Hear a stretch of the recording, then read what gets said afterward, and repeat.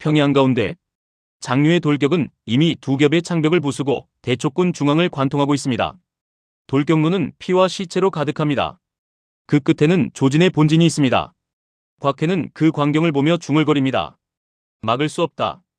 그는 이미 이해했습니다. 지금 벌어지는 것은 전술 싸움이 아닙니다. 괴물 하나가 군대를 밀어내고 있는 상황입니다. 장료는 여전히 선두에 서서 창을 휘두르며 외치고 있었죠. 기병들이 그대로 본진을 향해 파고듭니다. 대촉군 보병들이 필사적으로 막습니다. 말 다리를 찌르고 방패로 틀어막았죠. 하지만 장류의 돌격은 멈추지 않습니다. 기병이 밀고 들어오고 전열이 계속 찢어집니다. 장류는 결국 조진 본진 앞까지 도달합니다. 이때 곽해는 결정을 내립니다. 본진을 버리십시오. 조진이 놀랍니다. 본진을 버려야 군이 삽니다. 곽해는 이미 계산을 끝냈습니다. 장류는 돌격을 멈추지 않고 있고 이걸 막을 방법은 보이지 않습니다. 그렇다면 방법은 하나였죠. 돌격이 향하는 목표를 없애는 겁니다. 곽해는 조진의 승인하에 즉시 명령합니다. 전군 북쪽 능선으로 후퇴한다. 하지만 이 명령은 매우 위험했죠. 왜냐하면 철수 중에 장류의 기병이 따라붙으면 전군이 붕괴할 수도 있기 때문입니다. 하지만 곽해는 확신하고 있습니다. 장류는 지금 깃발을 쫓고 있습니다. 그래서 그는 일부러 조진의 본진 깃발을 남겨둡니다. 안면인식을 잘 못하는 장류라면 미끼 부대를 남겨놓는 것이 효과가 있을 것이라는 판단이었죠. 곽해의 예상대로 장류의 돌격대는 조진의 깃발을 보고 본진을 들이닥쳤습니다. 하지만 그곳에는 아무도 없었습니다. 대촉군 본대는 이미 북쪽으로 빠져나가고 있습니다. 장류는 미끼 부대임을 뒤늦게 자각하고 막타를 치지 못한 것에 아쉬운 표정을 지었죠. 하지만 이미 충분한 대승이었기에 장류는 진지를 접수합니다. 그 순간 뒤에서 조인의 북소리가 울립니다. 만총이 말합니다. 장류를 부르십시오. 조인이 묻습니다. 추격하지 않소? 만총이 고개를 젓습니다. 저들은 북쪽으로 향했습니다. 지금 북쪽으로 가면 하후연의 군세와 전면전이 벌어질 것입니다. 결국 중앙전선의 싸움은 10여일간의 대치 끝에 장류의 돌격 한 번으로 균형이 깨지고 조진의 군세가 북쪽으로 후퇴하며 우선 종결되었습니다. 대촉군은 3만 중 9천의 사상자를 냈고 대오군은 4만 중 고작 600 정도의 사상자만이 있었을 뿐이었습니다. 대오군의 완승이었죠. 그러나 곽해의 기지로 대촉군은 전멸만을 피했습니다. 그 시각 남쪽에서는 전혀 다른 전쟁이 시작되고 있었습니다. 남부전선은 북부와 중앙과는 완전히 다른 지형입니다. 강과 수로 늪지가 얽혀있는 지역이었고 군대가 움직이기에는 극도로 까다로운 곳이었죠. 그래서 이 전선은 오랫동안 조용했던 것입니다. 대오군은 강 북쪽에 진지를 구축하고 있었습니다. 총지휘는 조유. 그리고 그의 곁에는 양호와 두예가 있었죠. 양호는 강을 바라보고 있었습니다. 이상합니다. 두예가 물었죠. 무엇입니까? 양호는 강 건너편을 가리킵니다. 너무 조용합니다. 보통 이런 전선에서는 정찰전이나 작은 충돌이 계속 일어나기 마련입니다. 하지만 며칠째 아무 일도 일어나지 않고 있었습니다. 조유는 그 말을 듣고 웃습니다. 그쪽도 겁이 났겠지. 하지만 양호의 표정은 굳어 있습니다. 등해가 있는 곳입니다. 그 이름이 나오자 두예도 잠시 입을 다뭅니다. 등해, 험지를 가장 잘 이용하는 장소였습니다. 그리고 그 순간 강 건너편에서는 전혀 다른 일이 벌어지고 있었습니다. 등해는 지도를 내려다보고 있었죠. 옆에는 종해가 서 있었습니다. 두 사람 사이에는 묘한 공기가 흐르고 있었습니다. 종해가 먼저 입을 엽니다. 정면으로 건너겠습니까? 등해는 고개를 저었습니다. 아니요. 그는 지도의 남쪽을 손가락으로 짚습니다. 늪지였습니다. 종해가 눈썹을 찌푸립니다. 군대가 지나갈 수 있는 길이 아닙니다. 하지만 등해는 아무 표정도 바꾸지 않았죠. 그래서 갑니다. 지금 갑주도 다 비싼 것으로 맞춰놨는데 늪지를 건너면 그것들이 어찌 되겠습니까? 이에 등해는 한심하다는 듯 바라보며 말했죠. 나만 가도 충분하니 당신은 본진이나 지키고 있으시오. 이에 종해는 미묘한 표정을 지으며 되물었습니다. 2만 명을 늪지로 행군시키는데 들키지 않는 게 말이 된다고 생각하시오? 나라면 가능하오. 종해는 잠시 등해를 노려봅니다. 그리고 피식 웃습니다. 역시 당신다운 생각이군. 등해는 아무 대답도 하지 않습니다. 사실 두 사람의 관계는 처음부터 좋지 않았습니다. 등해는 말을 잘 못하고 실전을 중시하는 반면 종해는 이론을 중시하고 자존심이 강했죠. 종해는 속으로 생각하고 있었습니다. 저 사람 밑에서 싸울 생각은 없다고 말입니다. 하지만 겉으로는 아무 말도 하지 않았습니다. 왜냐하면 지금 종해는 등해의 판단이 실패할 경우 등해를 숙청한 뒤 잔존 병력들을 규합해서 전장을 이탈하고 독립군벌이 되는 망상을 돌리고 있었기 때문입니다. 그리고 설사 성공한다 해도 정면을 치는 건 자신이니 공이 자신에게 돌아갈 것이라 믿고 있었죠. 그날 밤 등해는 병력 2만 명을 이끌고 늪지로 들어갑니다. 수레는 버렸습니다. 보급도 최소한만 들고 갔습니다. 병사들은 허리까지 빠지는 진흙을 헤치며 이동합니다. 말도 안 되는 행군이었지만 그보다 더 말도 안 되는 행군도 성공시켰던 등해는 자신감에 차 있습니다. 종해는 뒤에서 그 행군을 보며 의미심장한 미소를 짓습니다. 밤새 행군이 계속됩니다. 그리고 새벽 늪지 반대편 숲에서 등해의 군대가 모습을 드러냅니다. 그들이 나타난 곳은 바로 대오군 남부 진영의 측후방이었습니다. 등해는 강 건너편을 바라봅니다. 늪지를 빠져나온 등해의 2만 병력은 새벽 안개 속에서 잠시 멈추어 섰습니다. 밤새 진흙을 헤치며 이동한 군대는 지쳐 있었지만 그들의 눈은 모두 같은 방향을 보고 있었죠. 강 북쪽에 자리 잡은 대오군의 남부 진영이었습니다. 등해는 말을 멈춘 채 한동안 아무 말도 하지 않았습니다. 진영은 아직 평온했습니다. 횃불 몇 개가 희미하게 흔들리고 있을 뿐이었습니다. 그는 짧게 말합니다. 보급부터 작살낸다. 그렇게 대촉군의 선봉이 숲을 빠져나와 수로 옆에 늘어선 보급 수레와 창고를 향해 달려갔죠. 처음에는 아무도 알아차리지 못했습니다. 하지만 곧 병사 하나가 외칩니다. 적이다. 하지만 이미 늦은 순간이었죠. 등해의 군대가 한꺼번에 쏟아져 나옵니다. 수레가 뒤집히고 곡물자루가 찢어집니다.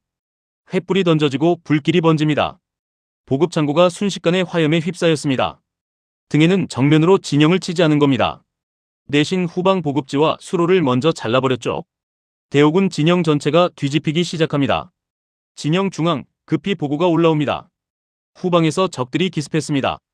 총대장 조휴의 얼굴이 굳습니다. 후방이라고? 이에 곁에 있던 양호가 심각한 표정으로 대답합니다. 등해입니다. 이미 진영 뒤쪽에서는 싸움이 시작되고 있었습니다. 등해의 군대는 보급창고를 태운 뒤 바로 진영 안으로 파고듭니다. 수로를 따라 늘어선 대오군의 막사들이 하나씩 무너집니다. 대오군 병사들이 급히 갑옷을 입고 창을 잡았죠. 이때 양호가 빠르게 명령을 내립니다. 창병 전열 앞으로. 대오군 병사들이 급히 진영을 맞춥니다. 잠시 후 두 군대가 정면으로 충돌합니다. 첫 충돌은 거칠었습니다. 등해의 군대는 이미 돌입해 있던 상태였고 대오군은 급히 대응하는 상황이었습니다. 창이 부딪히고 방패가 깨집니다. 수로 옆 좁은 땅에서 병사들이 뒤엉킵니다. 등해의 전술지휘는 탁월했죠. 좌측 밀어라. 대촉군의 한 부대가 수로 둑을 따라 움직입니다. 그들은 정면이 아니라 측면을 파고듭니다. 순간 대오군 전열이 흔들립니다. 하지만 이때 또 다른 명령이 들립니다. 우익 전진. 두예가 직접 병력을 이끌고 나온 거였죠. 그는 수로를 등지고 방어선을 구축합니다. 등해의 기습은 성공했지만 대오군도 완전히 무너지지는 않았죠. 전투는 곧 정면 난전으로 변했습니다. 불타는 창고의 불빛이 전장을 비춥니다. 연기 속에서 병사들이 서로를 베어 넘깁니다. 창이 찔리고 말이 넘어졌죠. 등해는 이미 알고 있었습니다. 이곳에는 양호와 두예가 있습니다. 둘 다 평범한 장수가 아니었습니다. 하지만 속으로 생각했죠. 이들도 한 시대의 영웅들이지만 하필 나를 만나 공공해진 것이라고. 새벽이 완전히 밝아올 무렵 남부전선은 완전히 불바다가 되어 있었습니다. 보급창고는 대부분 불타고 있었고 대오군 진영 절반이 이미 무너졌죠. 하지만 대오군도 어떻게든 버티고 있었습니다. 양호와 두예가 병력을 재정렬하며 전선을 유지하고 있었기 때문입니다. 하지만 그 순간이었습니다. 전혀 예상하지 못한 소리가 들립니다. 대오군의 이목이 모두 후방으로 쏠린 사이 전방에서 북소리가 울렸습니다. 종해였습니다. 그는 전투용 갑옷이 아니라 극도로 화려하게 장식된 갑주를 입고 있었습니다. 황금 장식이 달린 투구, 붉은 깃털이 달린 깃대, 비단으로 장식된 깃발들. 마치 전장에 나온 장군이 아니라 행차하는 황제의 군대처럼 보였습니다. 종해는 말 위에서 천천히 전장을 내려다봅니다. 그리고 부하에게 말합니다. 이제 시작한다. 곧 북소리가 더 크게 울립니다. 대촉군 1만 5천이 전열을 정렬합니다. 깃발이 바람에 흔들리고 북과 징이 연달아 울립니다.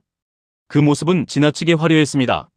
멀리서 보면 마치 새로운 왕이 행차하는 군대처럼 보였습니다. 대오군 진영에서 후방을 보느라 정신이 없던 병사들이 그 소리를 듣고 고개를 돌립니다. 저게 뭐지? 앞에서도 온다. 대오군의 그 누구도 비단으로 떡칠을 한 갑주를 입고 전쟁에 나오는 미친놈이 있으리라고는 생각하지 못했죠. 대촉군의 깃발들이 평야를 가득 채우며 전진하고 있었습니다. 그리고 그 중심에는 종회의 화려한 군대가 서 있었습니다. 불타는 후방, 그리고 전방에서 밀려오는 깃발의 바닥. 순간 대오군 진영 전체가 양쪽에서 압박받는 형태가 됩니다. 양호가 이를 보고 외칩니다. 전열 유지. 당황하지 마라. 뒤에도 병사들을 모으며 말합니다. 전방은 많지 않다. 하지만 이미 늦었습니다. 하필 총대장의 상태가 맛이 가버린 거죠. 이 장면을 본 조유의 눈이 커집니다. 그는 한동안 아무 말도 하지 못합니다. 붉은 비단 깃발들이 바람에 흔들립니다. 금빛 갑옷이 햇빛에 번쩍입니다. 북소리가 웅장하게 울립니다. 그 모습은 지나치게 위압적이었습니다.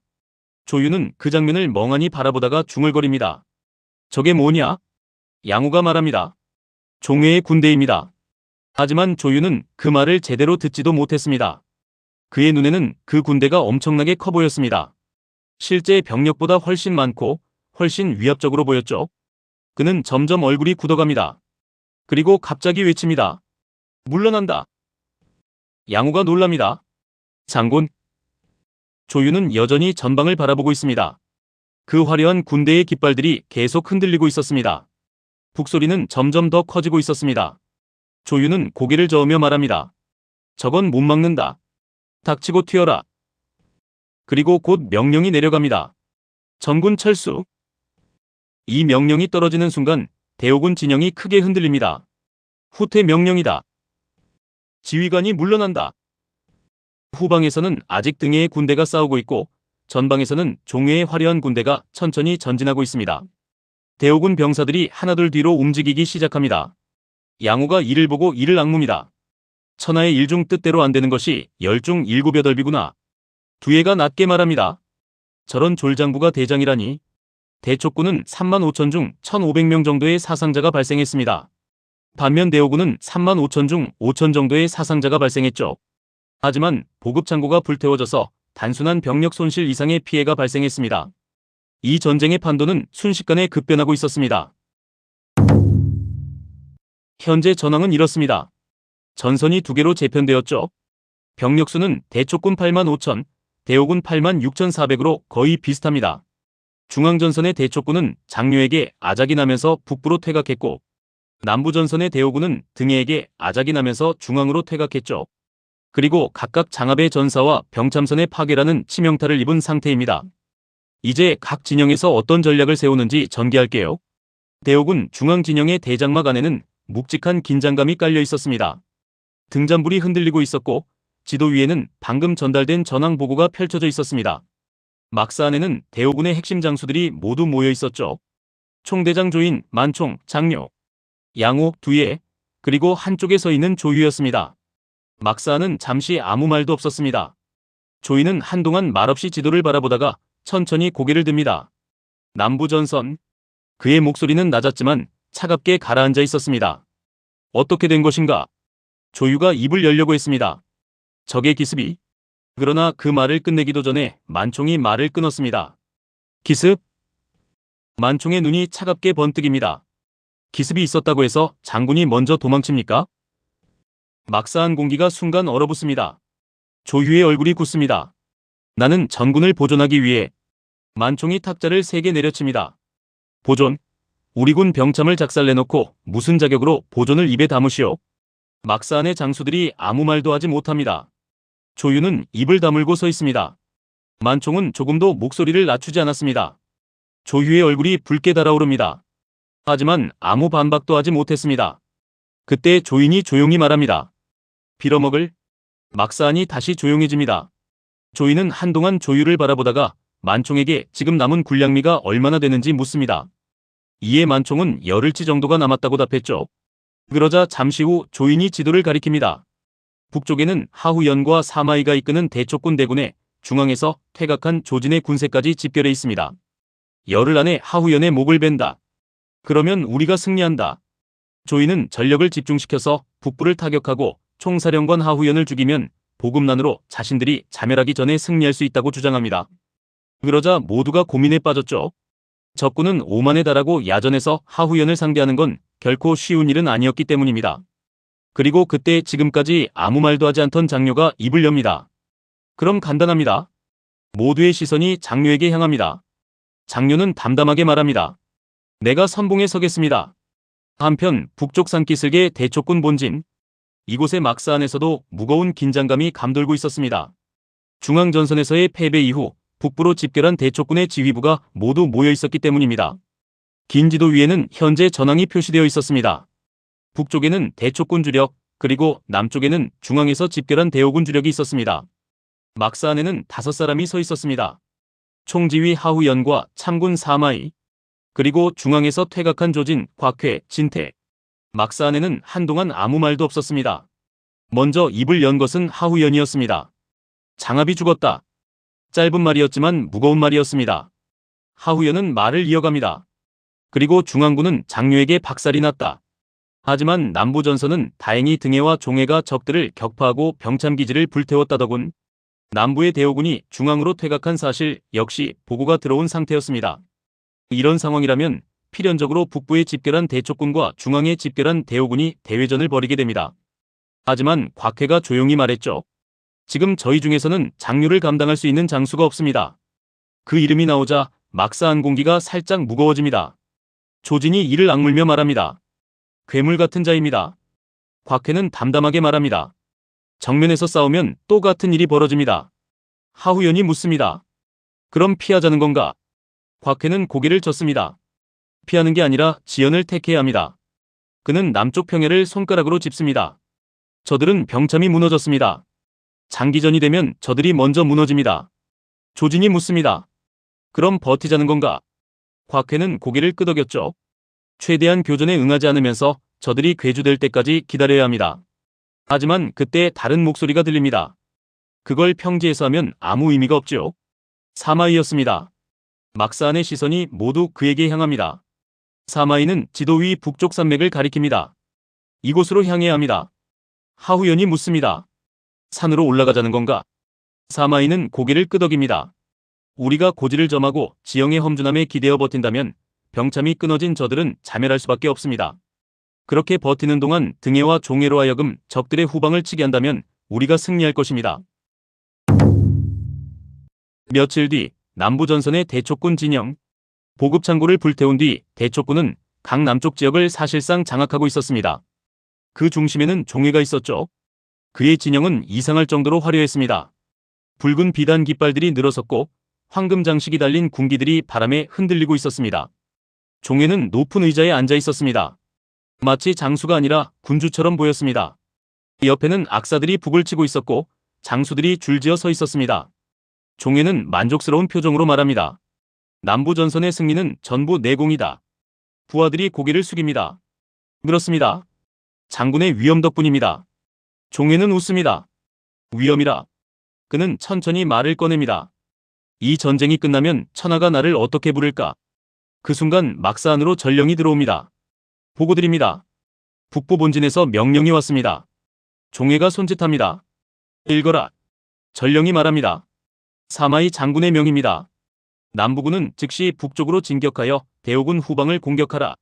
막사 안이 잠시 조용해집니다. 종해는 잠시 아무 말도 하지 않습니다. 그리고 천천히 웃습니다. 지금. 종해는 의자에 몸을 기대며 말합니다.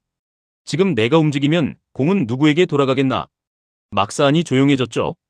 종해는 피식 웃습니다. 사마이겠지. 그는 손을 휘젓습니다. 그리고 말합니다. 지금은 출격하지 않는다. 북부군이 완전히 궁지에 몰렸을 때 출격하여 최후의 일격을 내가 취할 것이다. 그리고 사마이의 명령을 전달한 정령은 곧바로 그 자리에서 붙잡혀 감금당했죠.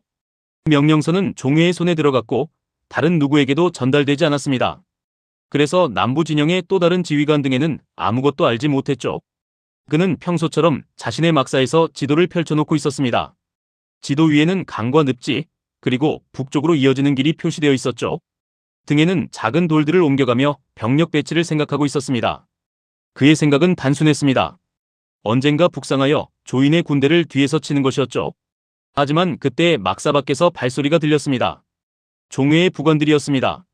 그들은 급히 들어와 종해의 명을 전했습니다. 대촉군 전체 장수들이 참석하는 긴급 군의가 열린다는 것이었습니다. 등에는 아무 의심 없이 자리에서 일어났습니다. 그리고 종회의 대장막으로 향했죠. 하지만 막사 안에 들어간 순간 상황이 바뀌었습니다. 종회의 병사들이 이미 안에 대기하고 있었고 등해가 상황을 이해하기도 전에 병사들이 그를 붙잡았습니다. 칼이 목에 겨눠졌습니다. 등해의 부관들이 항의했지만 곧 무장을 해제당했습니다. 종회는 막사 안쪽에서 천천히 걸어 나왔습니다. 그의 표정은 평온했습니다. 등해는 그를 노려보았죠. 짧은 질문이 오갔지만 상황은 이미 끝나 있었습니다. 등해는 그대로 묶여버렸습니다. 종회의 병사들이 그를 끌고 나갔죠. 막사 밖에서는 아무 소동도 일어나지 않았습니다. 종회는 이미 준비를 끝낸 상태였죠. 등해의 직속 장수들 상당수가 미리 종회의 회유를 받아 넘어간 상태였습니다. 그날 밤 등해의 군대 2만 명이 그대로 종회의 지휘 아래 편입됩니다. 그리고 다음날 새벽 종회의 막사에서는 또 하나의 문서가 작성되었죠. 수신자는 대촉군 총사령관 하후연. 문서에는 짧은 보고가 적혀 있었습니다. 남부 진영에서 등해가 독단적으로 병력을 장악하고 반역을 도모하려 했다는 내용이었습니다. 그리고 종회가 직접 이를 진압하고 등해를 감금시킨 상태이며 뒤처리를 해야 하기 때문에 출격이 늦어질 것이라는 통보가 붙어 있었죠. 하후연은 분노하여 문서를 찢어버렸습니다.